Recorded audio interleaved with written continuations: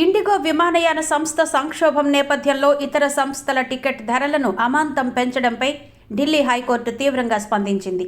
సాధారణంగా 5,000 రూపాయలకు లభించే టికెట్ ధరను ఇండిగో సంక్షోభాన్ని ఆధారంగా చేసుకుని ఇతర విమానయాన సంస్థలు 35,000 నుంచి 39,000కు ఎలా పెంచాయని కోర్టు ప్రశ్నించింది.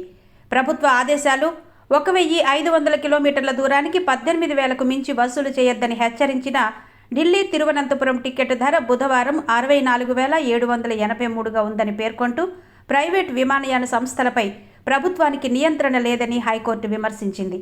ఇండిగోలో నెలకొన్న సంక్షోభాన్ని పర్యవేక్షించేందుకు directorate general of civil aviation 8 మంది సభ్యులతో ఒక ప్రత్యేక పర్యవేక్షణ కమిటీని ఏర్పాటు చేసింది.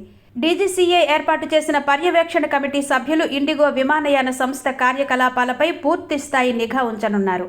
ముఖ్యంగా రోజుకు ఎన్ని సర్వీసులు నడుస్తున్నాయి, ఎంతమంది సిబ్బంది ముందుగా చెప్పకుండా సెలవు తీసుకుంటున్నారు, సిబ్బంది కొరత కారణంగా ఏ సెక్టార్లలో విమాన సేవలకు అంతరాయం కలిగింది, ఎంతమంది కాక్పిట్ క్యాబిన్ సిబ్బంది అత్యవసరంగా అందుబాటులో ఉంటారు వంటి కీలక అంశాలను వారు పరిశీలించి కోర్టుకు నివేదిక సమర్పించనున్నారు.